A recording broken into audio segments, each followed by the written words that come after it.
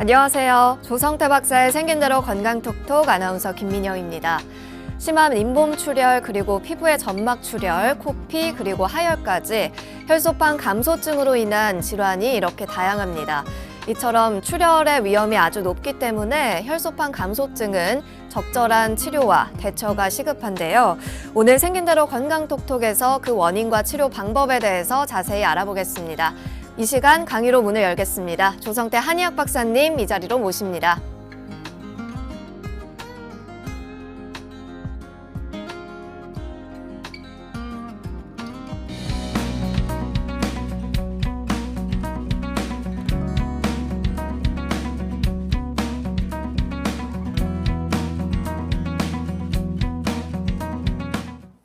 네, 오늘 첫 번째 주제는 혈소판 감소증입니다.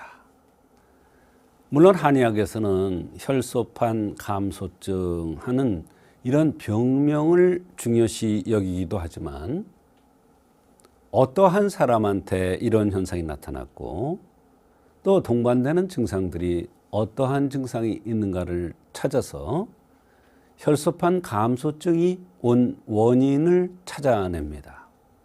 그렇게 해서 어떠한 침을 놓고 어떠한 뜸을 뜨며 어떻게 한약을 쓴 것인가를 판단해 냅니다.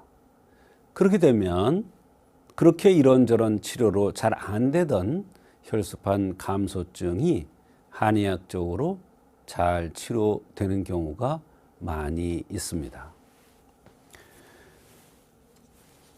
혈소판 감소증의 정의는 혈소판이라는 것은 혈액의 응고 지혈을 담당하는 성분입니다. 이 혈소판 감소증이 오면 응고와 지혈이 잘 안 되기 때문에 여러 가지 문제가 생길 수가 있죠.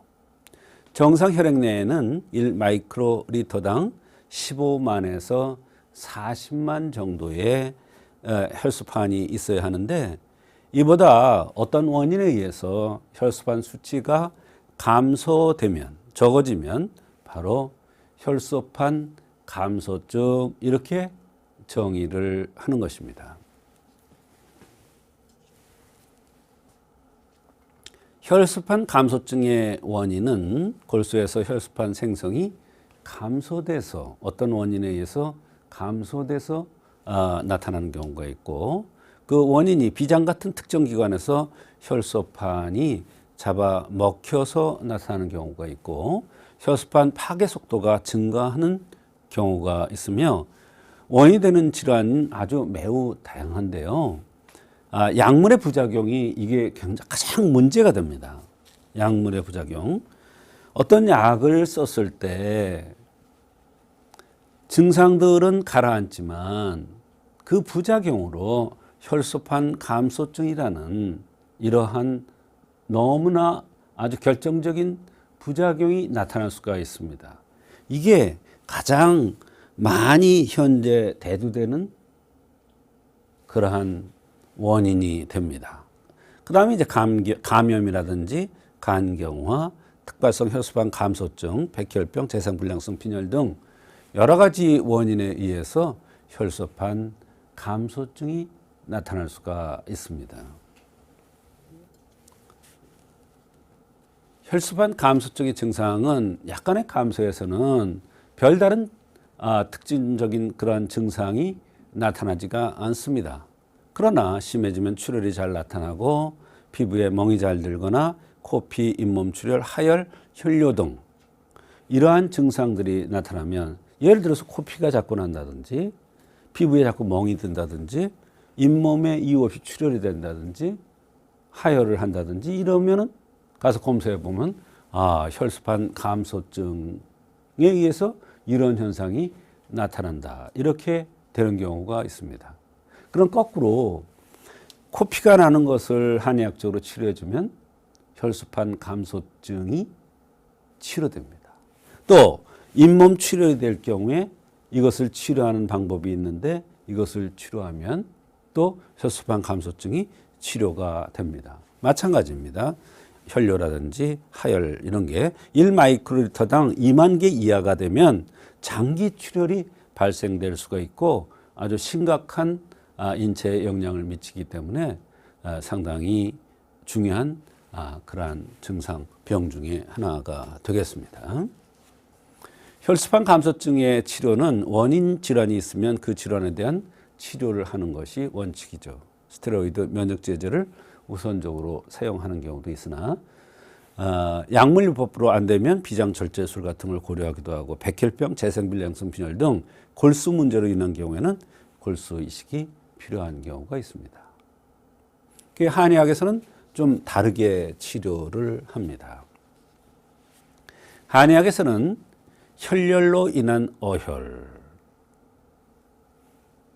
이게 뭐냐면 어떤 아이가 코피가 난단 말이에요. 근데 코피가 나는데 심한 경우에는 정말 365일 코피가 나는 아이들도 있습니다. 심한 경우는요. 그런 경우도 봤습니다. 제가 40년 한의사 생활하면서. 그런데도 잘 다녀요. 그런 사람도 봤습니다. 그 사람이 바로 이 혈열에 의한 어혈에 의해서 왔던 겁니다. 그럴 때 제가 서각지황탕이라는 약을 투여했는데 이 약으로 그렇게 오래된 코피가 치료가 되더라고요. 그 사람은 혈소판 감소증의 진단은 받지 않았어요. 그러나 이 혈열로 인한 어혈에 의해서 혈소판 감소증이 나타나고 그럴 때 서각지황탕을 쓰면 바로 혈소판 감소증이 좋아지는 경우를 볼 수가 있습니다. 이게 한방적인 치료입니다. 또 골증열이라는 게 있습니다. 이유 없이 자꾸 열이 나요. 근데 골증열은 골증, 뼈골 속에서 열이 나는 겁니다. 어떤 원인에 의해서 골수라든지 이런 것들이 적어지고 또는 골증열에 의해서 골수라든지 이런 진액이 적어지면은 바로 혈소판 감소증으로 진단받고 고생하는 경우가 있습니다. 그럴 때는 한의학에서는 골증열을 치료해주는 지골피산이라는 약을 쓰면은 혈소판 감소증이 치료되는 경우가 있습니다. 또 태양형의 남자, 말하자면 혈소판 감소증이 오더라도 어떻게 생겼느냐에 따라서 한의학에서는 대처 요령이 다르더라 이런 얘기예요. 태양형의 남자는 수태양 소장이 있고 족태양 방광이 있는데 수태양 소장은 열이 납니다. 열에 의한 거예요. 그러면 열이 피를 잡아먹죠. 열이 진액을 잡아먹잖아요. 진액을 감소시키잖아요. 그래서 오는 거예요. 그렇게 해서 혈소판 감소증이 오는 경우에는 신정을 돋궈주거나 물을 쳐주는, 진액을 돋궈주는 대표적인 약인 신기환 같은 이런 약들을 이용해서 치료를 하는데 그렇게 되면 혈소판 감소증이 좋아지는 경우가 있습니다. 또 비허증, 이런 경우도 굉장히 많은데요.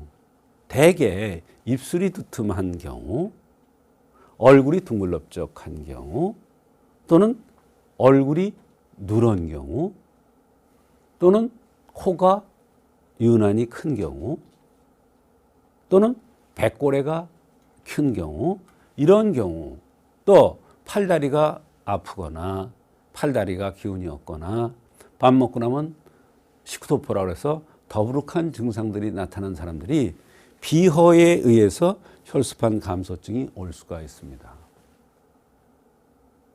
이런 사람들 특징이 우리가 배고프면 기운이 없잖아요. 그런데 이분은 배고파도 기운이 없지만 밥 먹고 나면 더부룩하면서 더 깔아지고 기운이 없어지는 경우를 볼 수가 있어요. 이 비허증이라고 그러거든요. 그럴 때 우리가 향사 육군자탕이라는 약을 씁니다. 19도포라고 그러는데, 그러면 비어증이 치료가 되면서 혈소판 감소증이 좋아질 수가 있고, 침 치료로서는 비정기역이 가장 대표적인 치료법이 됩니다.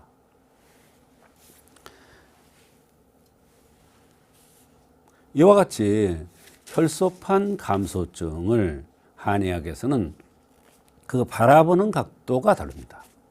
생긴 모습이라든지 나타나는 증상이라든지 또 어떤 특징적인 여러 가지 병들이 왔을 때 코피가 난다든지 하혈을 한다든지 멍이 잘 든다든지 이런 경우에는 그 원인을 찾아서